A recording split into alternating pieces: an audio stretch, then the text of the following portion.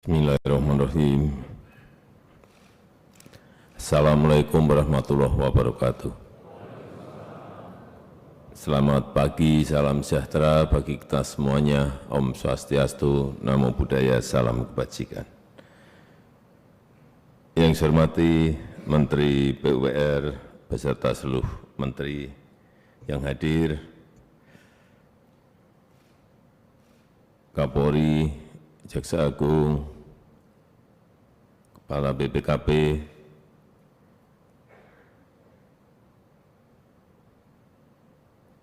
seluruh dirjen dan mitra kerja Kementerian PUPR, Bapak Ibu hadirin dan undangan yang berbahagia. Saya enggak tahu tadi di dalam video tadi yang komentar kok anak band semuanya. Ada Ahmad Albar, ada Ari Lasso, Padi, karena Menteri PUPR-nya memang drummer. Jadi kalau yang komentar anak band ya sama-sama anak band.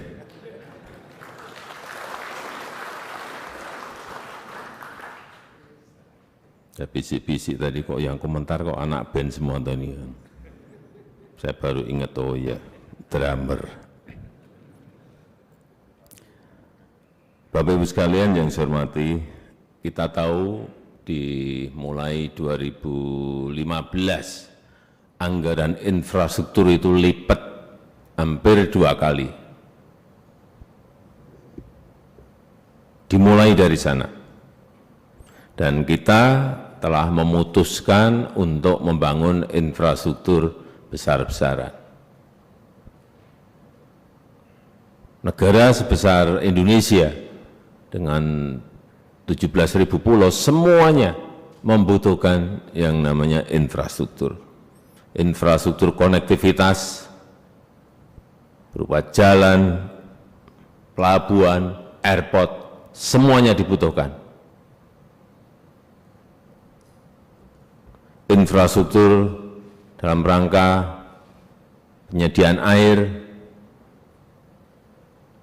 dimulai, baik bendungan, irigasi, dan juga infrastruktur yang berkaitan dengan pelayanan. Rumah sakit, sekolah, pasar, rakyat, semuanya juga dibangun oleh pemerintah, dikerjakan oleh PUPR. Dan di periode yang kedua, kita membangun satu yang besar.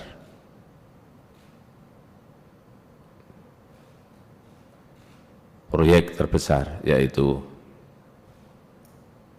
IKN Nusantara. Untuk apa kita prioritaskan infrastruktur? Yang pertama dalam rangka efisiensi biaya logistik. Ini penting sekali. Dalam rangka kita berkompetisi, dalam rangka kita bersaing dengan negara-negara lain, efisiensi biaya logistik ini sangat penting. Sehingga akan mempengaruhi daya saing investasi negara kita. Nggak akan mungkin investor datang kalau infrastruktur kita jelek. Mau ke sebuah pulau nggak bisa karena nggak ada airport. Mau ke sebuah pulau nggak bisa karena nggak ada seaport. Mau ke sebuah pulau nggak ada karena nggak ada jalan. Yang ketiga, kita ingin menumbuhkan titik-titik pertumbuhan ekonomi baru. Dengan infrastruktur baru akan muncul titik-titik pertumbuhan ekonomi baru. Ini penting. Yang keempat, ini untuk konektivitas sosial dan budaya. Infrastruktur itu juga mempersatukan. Karena ada airport, orang Aceh bisa langsung terbang ke Papua. dari Papua terbang ke Jawa, dari Jawa bisa terbang ke Kalimantan dan Sulawesi. Fungsinya sekali lagi juga mempersatukan. Dan yang paling penting saya melihat dalam hal indeks infrastruktur kita ini memang saat itu di 2014 saya melihat kita memang masih tertinggal. Dalam IMD, Global Competitiveness Index, bidang infrastruktur, kita saat itu di peringkat 54. Saat ini masuk ke peringkat 51. Artinya meningkat meskipun juga belum melompat. Kita ini kerja keras dalam bidang infrastruktur, betul-betul kerja keras. Perubahannya kelihatan, tetapi sekali lagi peningkatan Global Competitiveness Index kita masih di angka 51. Ya, naik dari 54 ke 51.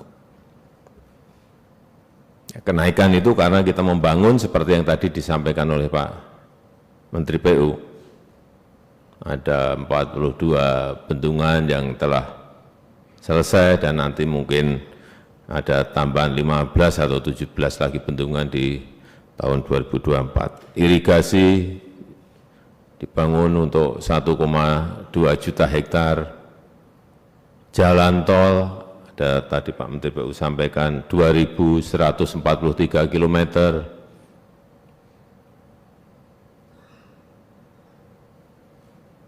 sebuah lompatan besar untuk kita. Tetapi kalau kita bandingkan dengan jalan tol yang ada di Tiongkok, kita ini total berarti hampir 3.000 kurang dikit, 3.000 kilometer jalan tol di RRT. Berapa Pak Menteri? Ada yang tahu?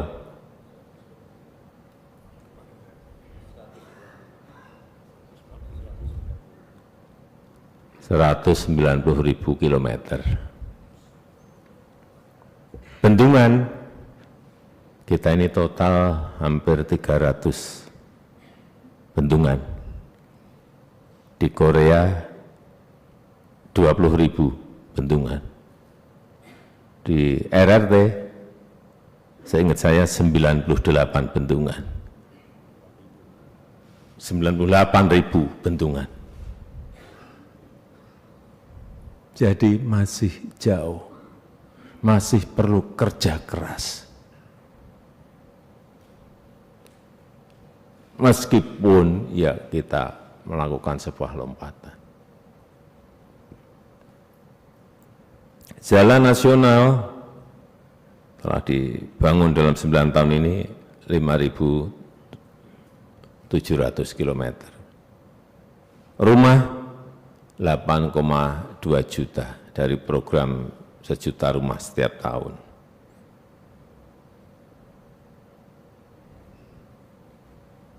Lintas batas, saya nggak tahu ada Mata Ain, Sko, Haru, Tikong, dan lain-lainnya. Semua kita bangun.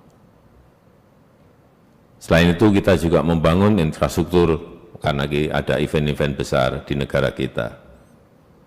Asian Games 2018, kita merombak total Gelora Bung Karno beserta lingkungannya. KTT G20 juga persiapannya juga kerjakan oleh banyak oleh Kementerian PUPR.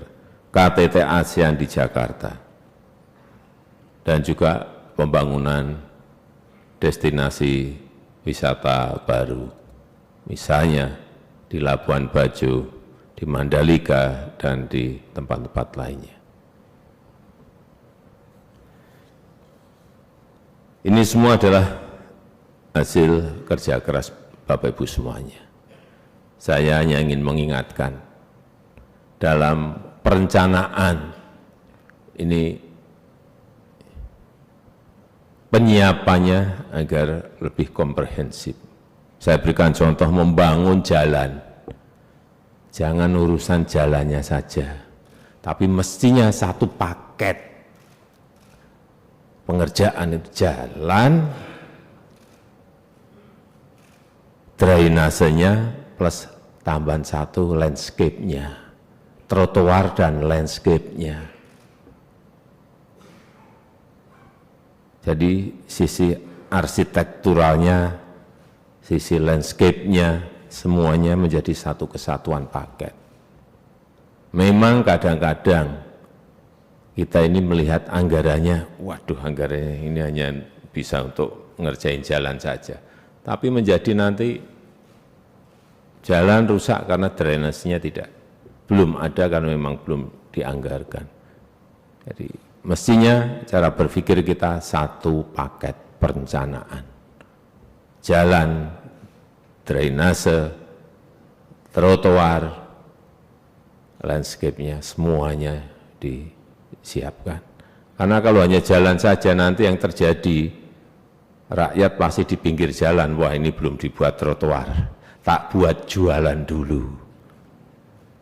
Wah, sudah langsung kaki lima, warung-warung semuanya di pinggir jalan. Mau membuat trotoar, drainase, harus ada ongkos sosialnya lagi ke depan. Ini yang saya bilang harus satu paket itu seperti itu. Yang kedua, di Labuan Bajo misalnya, saya melihat ada jalan bagus, ada trotoarnya bagus, mulai ada tanam pohon, waduh ini sudah beda, ini sekarang PU. Bagus. Ya, seperti itu. Tapi masih sedikit. Semennya kelihatan. Kesan semen itu keras gitu ya, atos. Nah, dilunakkan dengan landscape yang baik. Sedikit kritik.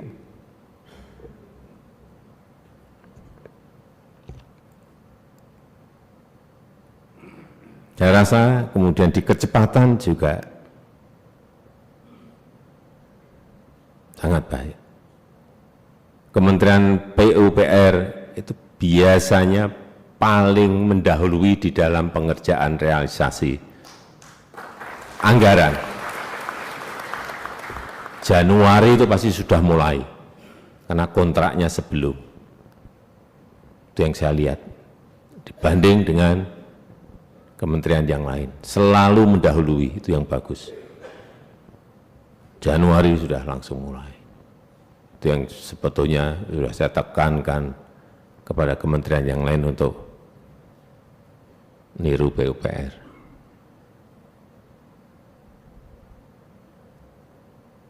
Saya rasa itu yang ingin saya sampaikan dalam kesempatan yang baik ini. Selamat memperingati Hari Bakti PU yang ke-78, Dirgahayu PUPR. Terima kasih. Wassalamualaikum warahmatullahi wabarakatuh.